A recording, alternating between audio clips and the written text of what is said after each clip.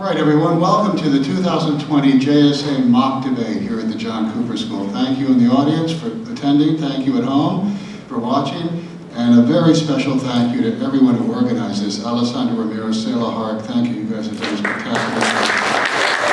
And to our debaters, I'll say it now, thank you. And we look forward to hearing what you have to say. All right, I'm going to hand it over to Alessandra. Okay, y'all. We're going to go ahead and begin. I'm quickly just going to introduce the format that we're going to do. So each candidate is going to we're going to ask a specific candidate a question. They're going to have 2 minutes to respond. Then the other 2 candidates who are not asked that question will get a minute in response to what the initial candidate said. And that initial candidate will then get 30 seconds to rebuttal anything that they said. 1 minute? Oh, 1 minute to rebuttal anything that they said. So we have our Trump team over here on my right. Behind me, we have our Biden team. And then on the left, we have Joe Jorgensen representing the Libertarian candidate. So one thing I want to emphasize before we begin is just because they're representing a candidate does not mean that these are their personal beliefs or the candidate that they personally support. A lot of them have chosen to represent a different candidate to have the opportunity to research a different side. So just wanted to make that abundantly clear that these are not their candidates, but they're who they're representing today. So with that, I'm going to hand it off to Saylor, and she's going to start us off with the first question. Yeah, so the first topic we're going to be doing, we're going to cover 4 topics, and the first topic is going to be law enforcement and criminal justice.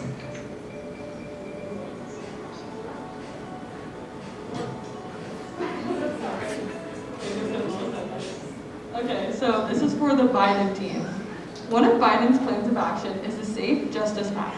Can you expand on the plan for enforcing this act and the effects your candidate hopes it will have?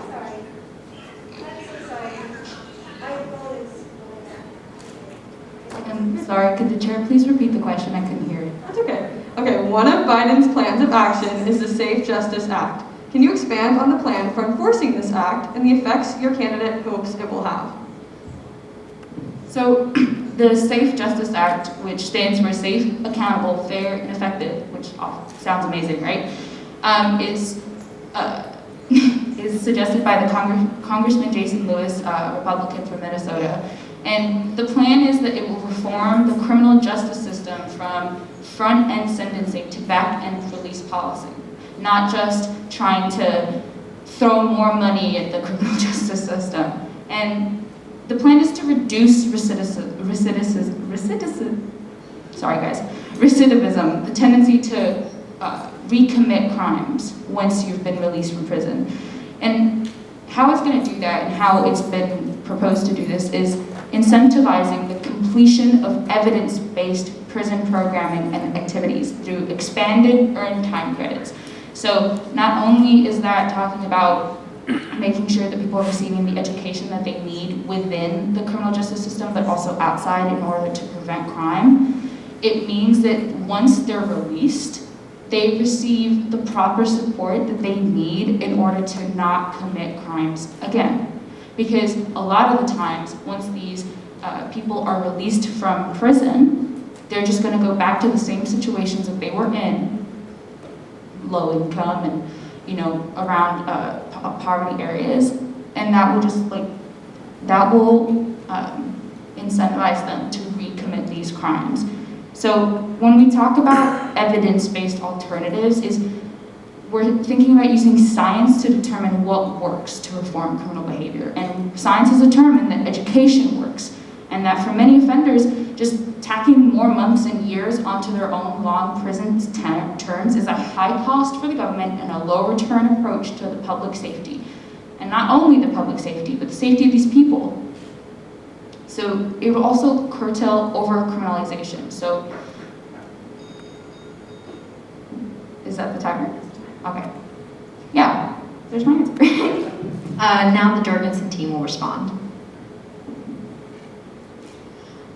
We are in accordance with the Democratic Party on this issue, and we agree that it's definitely a lot more useful to lessen the punishment that is given to people rather than work on affecting the root cause of the problem in itself, which is over-policing and the militarization of police. And my candidate would work to put these effects into place because we believe that the state should not try and over-control our lives by affecting us in this way. We yield our time to the chair. And now the Trump team will respond. In accordance with the Safe Justice Act, the Trump administration's first term had passed the historic First Steps Act to reform our federal prison system. This included parts of the Safe Justice Act like reducing recidivism, which Trump did through partnerships with nonprofit organizations and already increasing maximum time credits per year, as well as expanding the Second Chances Act to add $100 million per year to promote successful reentry. So our current administration already focuses on reducing recidivism and allowing inmates extra benefits and education, especially re-education and community reentry, as well as funding to combat substance abuse in the federal prisons. So towards that act, we are in agreement on reducing recidivism and have already begun the work it takes to do so. I yield my time to the chair. And now the Biden team response. This is to clarify to those of you who may not know, Trump's plans in order to, the steps that the Trump administration has taken in order to reduce recidivism has been the First Step Act that they passed in 2018. And granted, the bill contains several provisions to reduce America's prison population and improve conditions for those incarcerated. However, it completely falls short of forging a true first step towards fundamental change in addressing the racial disparities and the economic disparities in the criminal justice system. It further entrenches structural racism by implementing so-called risk assessment tools that rely on racially biased factors to determine who is eligible for rehabilitative programs in prison or release. So when the Trump administration talks about having already taken steps in order to improve the criminal justice system, that is a lie, I'm afraid. Thank you so much, y'all. Okay, next question is for the Trump team. After Trump's First Step Act passed in 2018, how much does your candidate feel this act has helped improve the criminal justice system? And what are their plans to further this improvement? Donald Trump believes that this plan has made major and historic progress for reforming our federal prisons and our criminal justice system. As well as reducing recidivism, he has expanded on the Second Chances Act to promote successful reentry into the community, assisted inmates for federal and state benefits, prohibited restraints on pregnant inmates and solitary confinement for juveniles in federal custody, required training for correctional officers on de-escalation and helping inmates with mental health issues. He has also made the Fair Sentencing Act retroactive, which gets rid of the disparities between crack and powder cocaine, a sentencing disparity that disproportionately affects the African American community. While Joe Biden's 94 crime bill encouraged tough and disproportionate sentencing, as well as mass incarceration, the First Step Act reduces mandatory minimums, including reducing drug trafficking conviction mandatory minimums from life in prison to only 25 years. The Trump administration has also continued to focus on human trafficking and created a new center for countering human trafficking to support criminal investigations and victims. In the second term, Trump plans to announce a national clemency program to reunite families and invest in human potential and focus on wrongful prosecution and rehabilitation. Trump plans to work with our great city's police departments and community leaders, as well as mental health professionals, to install the most responsive, professional, and accountable models of policing, including diversity training and accreditation standards. He also plans to pass a Second Steps Act, building upon his First Steps Act, and advance second chance hiring to get rehabilitated citizens with a criminal record back on the job. Trump includes many of these programs as part of his Platinum Plan and addresses many of these issues that disproportionately affect the African American community. Okay, now the Biden team has 1 minute to respond. The Trump team has repeatedly mentioned the disproportions of how minorities are treated within the criminal justice system, and the Trump team has repeatedly talked about how the First Step Act has improve that. However, that is simply not true if you do further research. The First Step Act not only reinforces structural racism within the criminal justice system and within prisons, it excludes the immigrants from reforms. It protects private prisons because it provides opportunities for prisons to contract with private corporations that profit from human suffering within these prisons. It widens the doors for e-incarceration. It provides privileges within religious participations within these prisons, furthering this marginalization within these prison communities. So when the Trump team talks about improving the economic and racial disparities within the justice system, it is simply not true. Okay, the Jorgensen team will have 1 minute. Yeah, okay, sorry.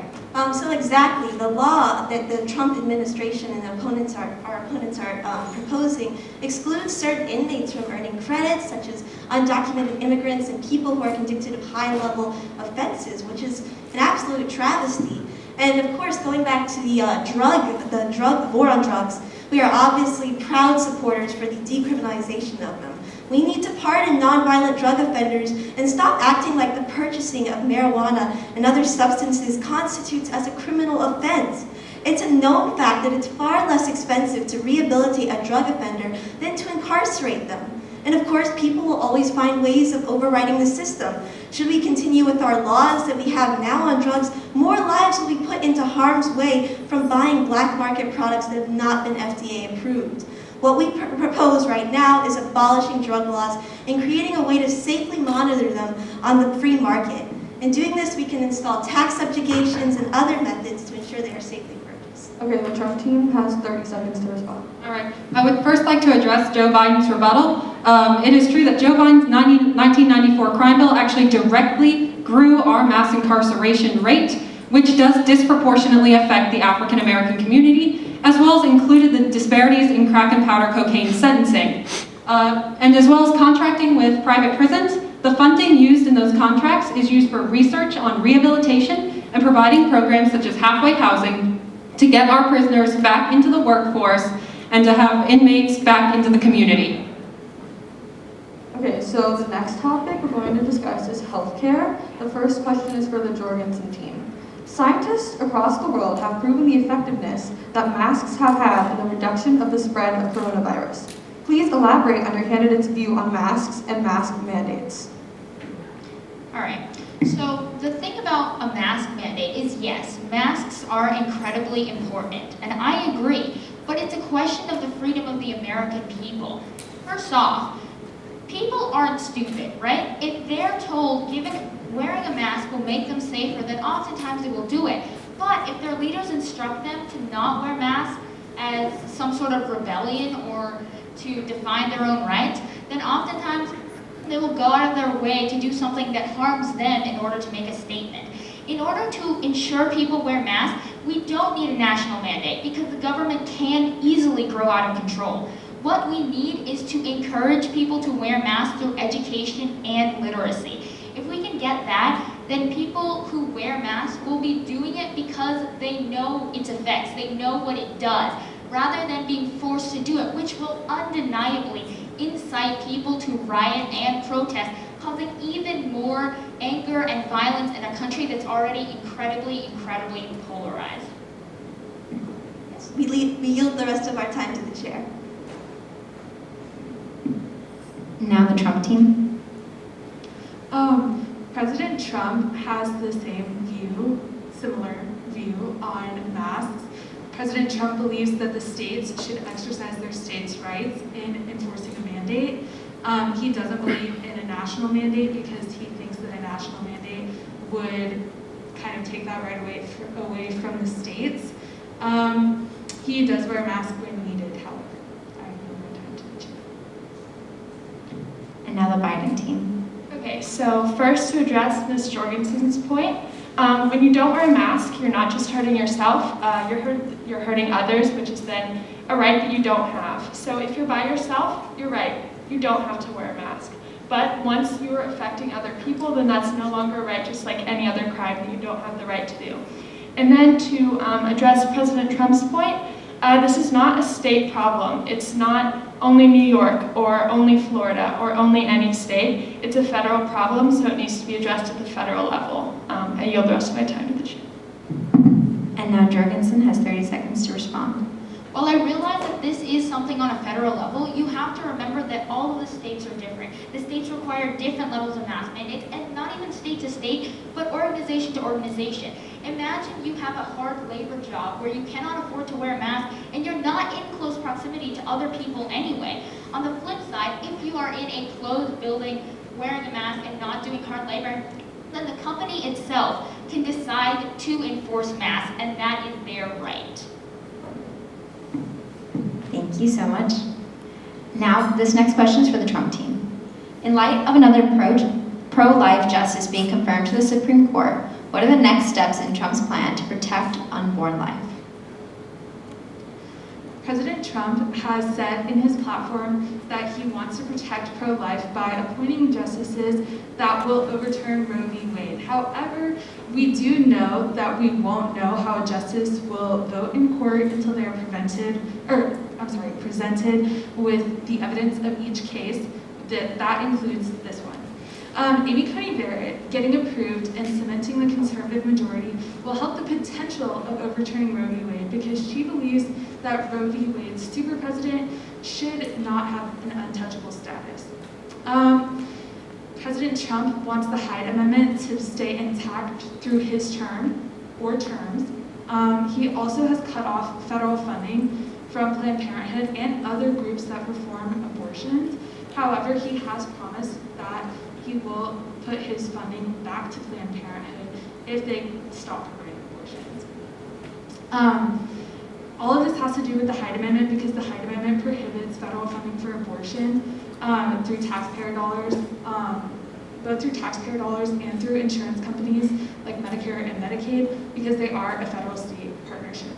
All of this being said, President Trump has said before that he is the most pro-life candidate, so he is not going to change his stance on this. He is going to try to overturn Roe v. Wade as soon as possible. I yield my time to the chair. The Biden team has 1 minute to respond.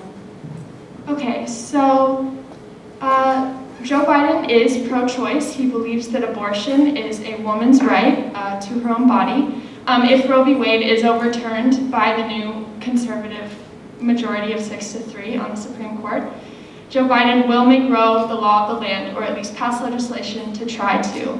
Also, just another point, the majority of the American people are pro-choice, so I think that, that American law should reflect that. I yield my time. The Jorgensen team. On the issue of healthcare, one thing is clear. Citizens should have their rights to choose what service they are receiving and not have the whims of the government pushed upon them. Roe v. Wade. Women should absolutely have the choice to do what they want with their own bodies without federal interference. No subsidies, no regulations. The Supreme Court Justice Amy Coney Barrett, recently promoted by our opponent's candidate Donald Trump, is a prime example of a threat to the American people.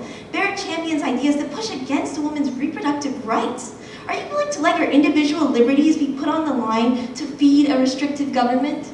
Thank you. I yield my time to the chair. Okay, so the next question. Oh, we're doing the topic.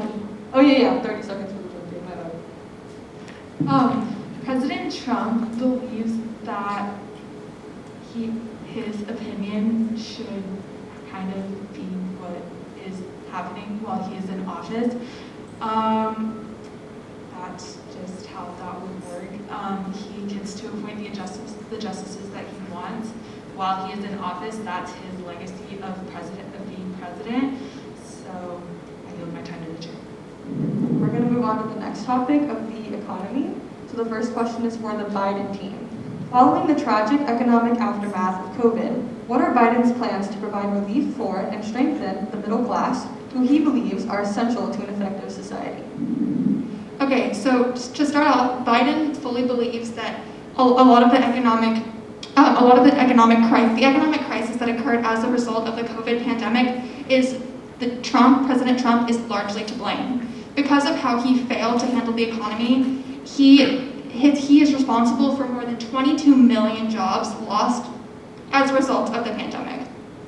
President Biden, in order to combat this job loss and to combat this economy and to build up the economy and return it to its former glory, he plans to provide immediate relief to working families, small businesses, and communities as soon as he takes office.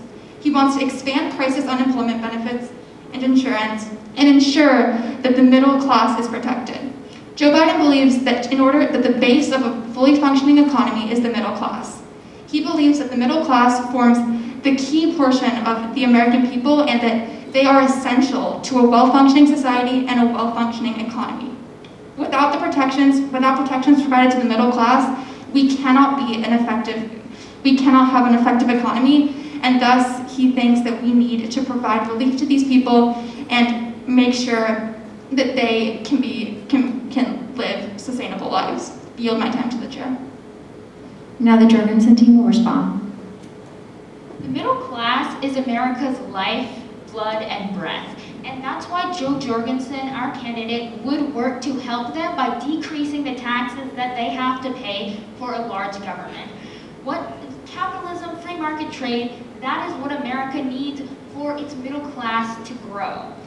It's for more jobs to come to this country from companies who will want to come to a country where the taxes aren't so high that they just go and leave to more foreign countries. We need to have more open trade, more open economy, and that is what will allow people of the middle class to see new opportunities and to have more social mobility. It's needed to facilitate innovation. Instead of trying to solve problems that we have now with a broken system, let's work on creating solutions that will solve the problems themselves. And again, that kind of cutting-edge technology will only ever exist with competition, real and free competition. Thank you. And now the Trump team. In response to the COVID economy question posed to the Biden team, yes, President Trump this year, when COVID hit the American continent, made a decision to shut down the economy temporarily in order to protect our American citizens. But we can't afford the American economy to be shut down forever. People's lives are on the line when we take away people's jobs. President Trump signed 4 executive orders for coronavirus relief, including $400 a week for out-of-work Americans, student loan relief, and eviction protection. But it is time to put our Americans back in the workforce. We can't afford our economy to be shut down as the Biden team would want to have. We've created a national workforce recovery call to action to invest in skill-based hiring practices and remove obstacles, as well as awarded more than $42.3 billion in grants to states for supplemental lost wage payments.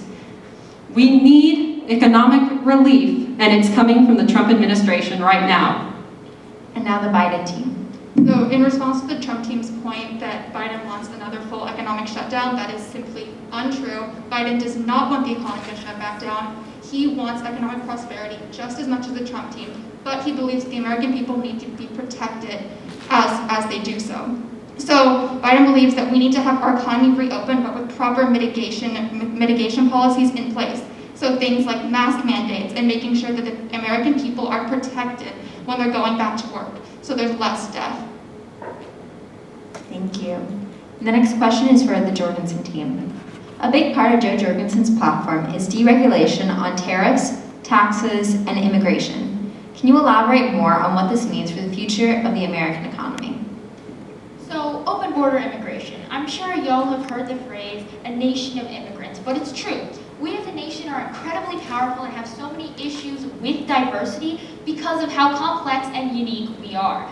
The deluge of mixing and competing ideas and cultures creates a people who share an identity not through religion or region, but by one word, American. And because of that, there is an idea. Anyone can be an American. The very definition of the word means an immigrant. There's no singular culture or idea which one use as like an excuse to care. We protect our fellow Americans because they follow our ideals of freedom, that they believe in social mobility and the chance to make yourself as a person through hard work. And on top of the fact that immigrants tend to be far more able and hardworking, which would stimulate the economy, they also most importantly, add the heterogeneity, which allows for more ingenuitive and interesting ideas to be created that help America. My candidate understands the new levels and threats that come with this day and age, but everyone, and really everyone, deserves to live here for the sole sake that they are alive, they have hopes and dreams, and a will to make that happen. They don't need to wait 10 years for naturalization based on some outdated notion of limited resources. Our land isn't a pie where you have to give to others, where in order to give to others, you have to take from yourself. It's not limited like that. Where there are more people, there is more for everyone. More work, more labor means more through automation and specialization. There is more for everyone. Innovation is only possible through deferring ideas. Thank you. Okay, the Biden team has 1 minute. Okay, so we agree with the Jorgensen team in the fact that we are a nation of immigrants. This nation was built by immigrants, and we shouldn't be sending them out of our country as the Trump team would like us to. We believe that immigration is a key part of the American society, and immigrants, like the Jorgensen team said, immigrants are very important to our economy, and as so, Biden would want to roll back a lot of the immigration restrictions that Trump has placed on this country, possibly not immediately in light of the COVID crisis, because obviously we want to make sure that we're not bringing a ton of new people into the country while there's still a global pandemic going on. But once this pandemic has been resolved, we want to roll back some of those policies. The Trump team. In response to immigration, the Trump team does agree that immigration is a good thing for our country and is much needed. However, our immigrants must come into this country legally through the processes and systems that we have for them to come through. The Trump administration has worked hard on building a wall at the southern border in order to help streamline our immigration process, as well as funding for ICE and other immigration agencies. We believe that immigrants are an important part of our workforce, but that their jobs must be protected by protecting our immigration system and streamlining our immigration process. The Jorgensen team has 30 seconds.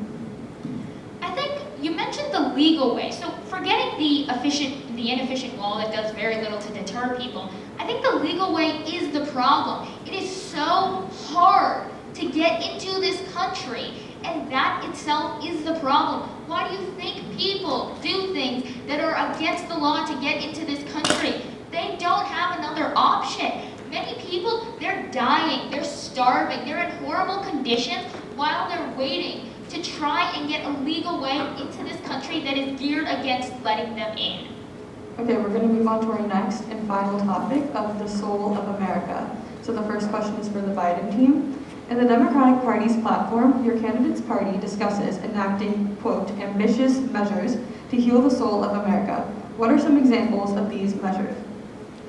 Okay, so President Biden believes that the American people and the nation of America is in desperate need of a revitalization of our soul. 4 years under the Trump administration has resulted in us being more divided and mistrustful of each other than ever. So, in order to do this, President Biden believes in addressing America's past. We need to acknowledge the fact that systemic racism exists in our country, and we need to actively work to combat that. President Biden pledges to always keep discrimination and systemic racism in mind when planning his legislation, and to make sure any legislation he puts into place addresses all these discriminatory issues. Also, in relation to women's rights, President Biden wants to ratify the Equal Rights Amendment, which is an amendment to the Constitution which would guarantee equal legal rights for all American citizens, regardless of gender or sex.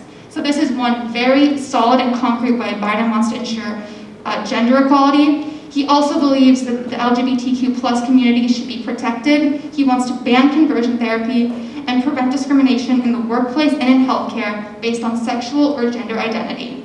So overall, he also wants to make sure that we respect established legal precedents such as Brown versus Board of Education, Roe v. Wade, and Obergefell versus Hodge, which are all very important court cases that protect the rights of the American people and marginalized groups.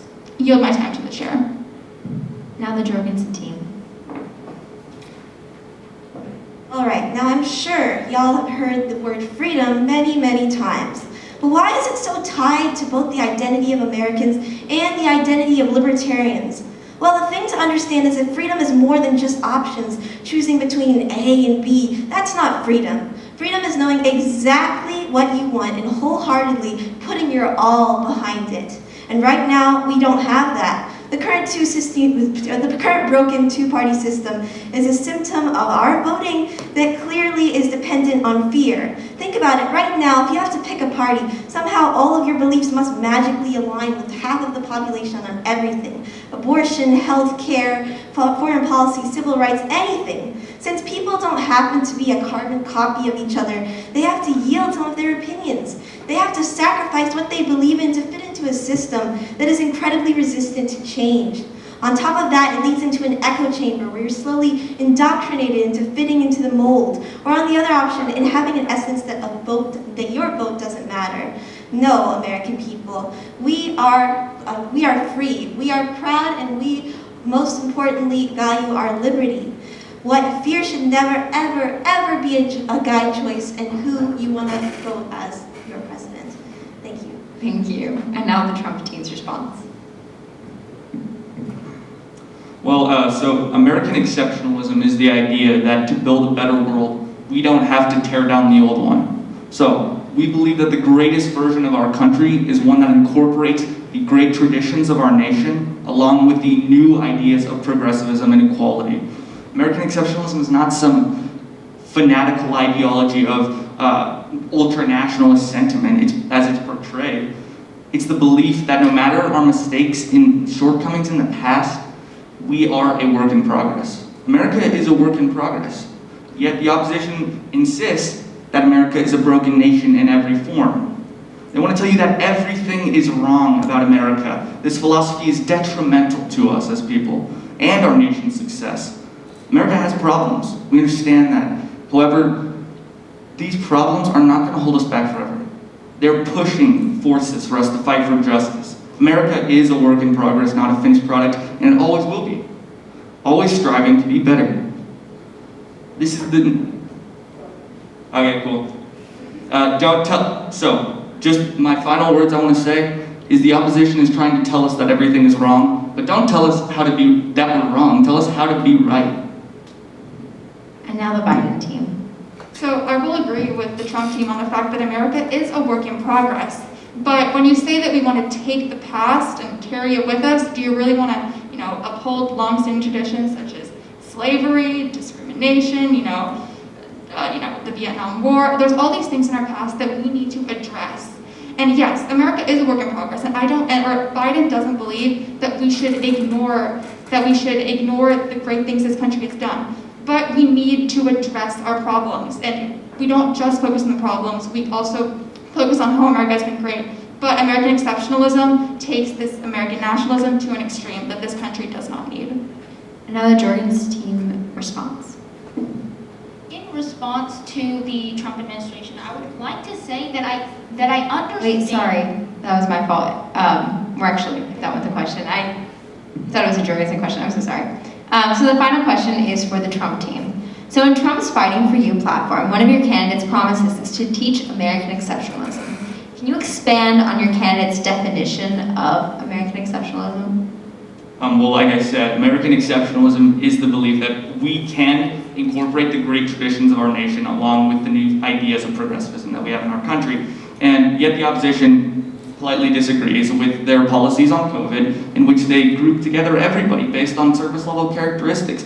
In the Democratic Party, your value as an individual comes from your group identity of your race, your religion, your sexuality, your gender. And that is just simply not true on the Trump coalition. We believe that you as an American individual and what you bring to this country are important, not based on your race, not based on your religion or your gender, your sexuality. We don't care, okay? And this is so crucial in understanding the success of our nation. We need to make sure each person's needs and their necessities are qualified for. And we need to make sure that they're being taken care of instead of grouping them together, because people in the United States is so diverse. That's what makes us so great. That's what makes this country incredible, because we are so diverse. And they just want to group everybody together, and to that we say no. Thank you. Okay, the Biden team has 1 minute. Okay, so yes, America is an incredibly diverse nation, and we need to celebrate those differences. However, when the Trump team says we don't care what the differences are, well, obviously, we have institutionalized racism in this country. We have issues in this country that we need to address, and saying, oh, we don't care about your differences, obviously, we do. In the law, there is institutionalized, there are blockades for people of color, for LGBTQ plus citizens. There are things that we cannot ignore. And we can't just sit here and say, oh, America, we love all people and everyone here is equal, because the fact of the matter is everyone is not equal. And American exceptionalism, all that does is it is just harmful for our country, because it promotes the idea that America doesn't need to change. Even if the Trump team says that the American exceptionalism promotes the idea of progressiveness, American exceptionalism, by definition, is the idea that America, as a country, sees itself as superior to other nations. And it sees itself as not a country without problems, but a country that doesn't need to really address those problems. Okay, Jorgensen, you have one.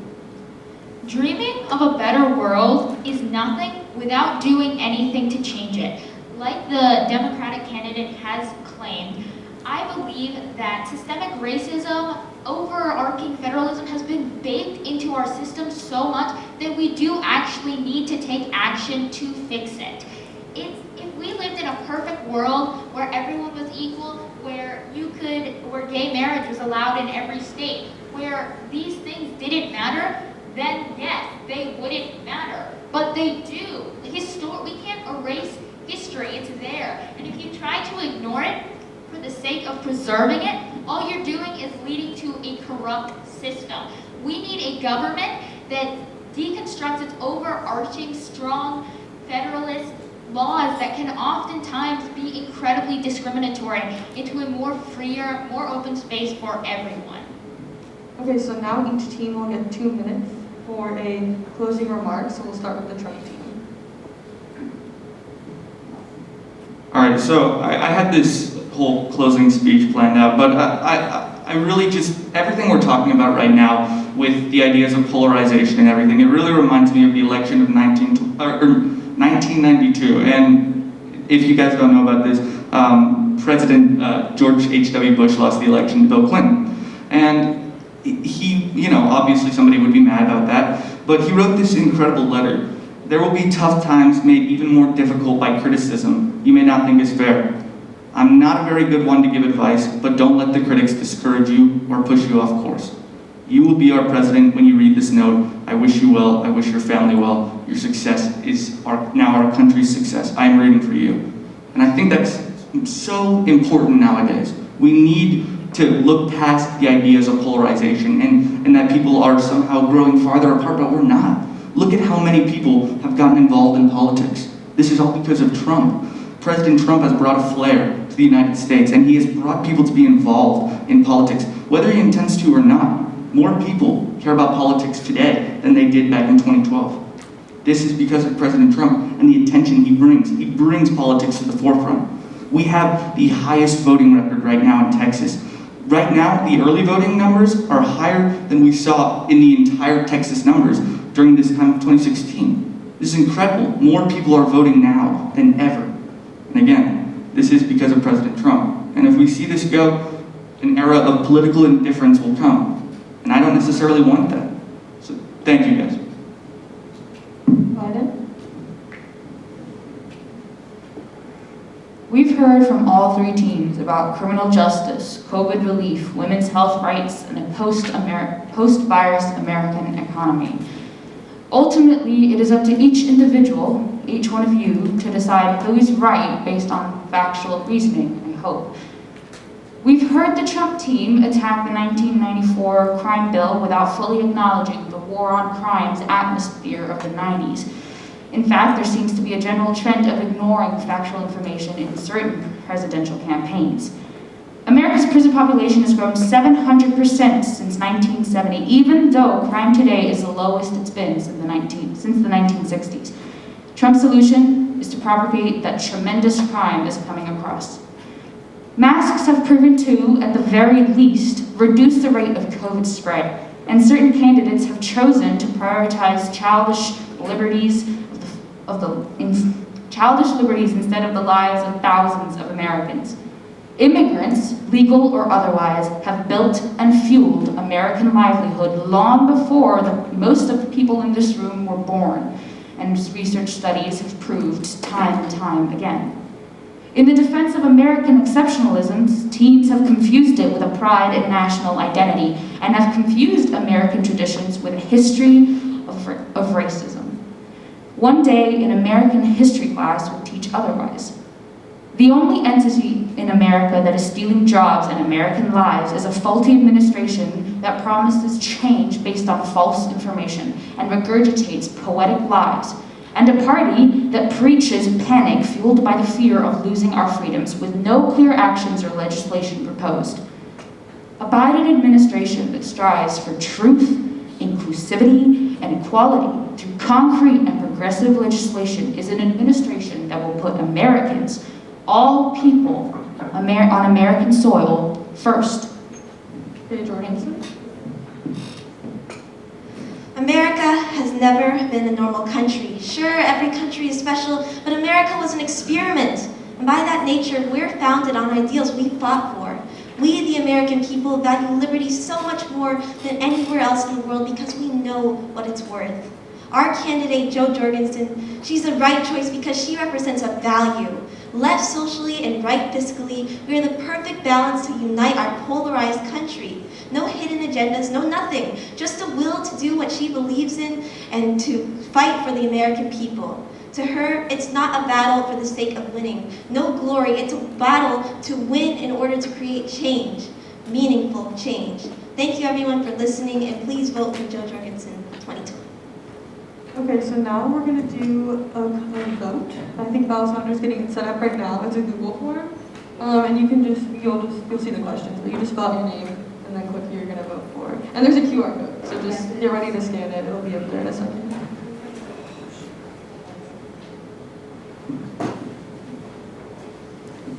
And we'll release the results in a couple days, so it might take 2 days, but you guys will see. Oh yeah, you can clap, by the way. And I'd just like to reiterate, just because somebody's representing a candidate over here does not mean that that candidate aligns with this person's beliefs or values. A lot of people are representing different teams. Well, yeah, okay, yep, yeah, okay.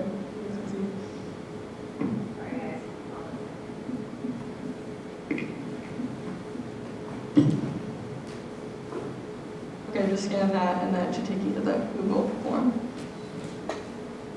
Please put your first and last name, otherwise we will not count your vote.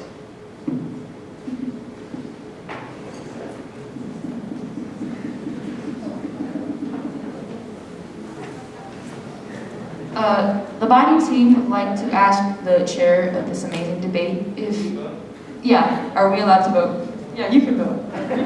Thank you.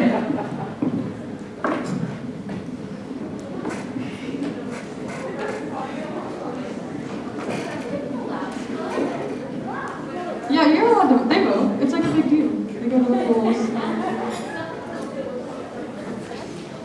You don't have to vote for your own team. You're welcome not to.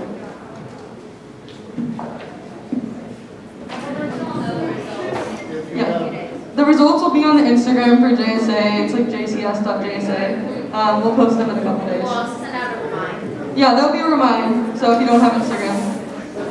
Thank you guys. Have a great day, y'all.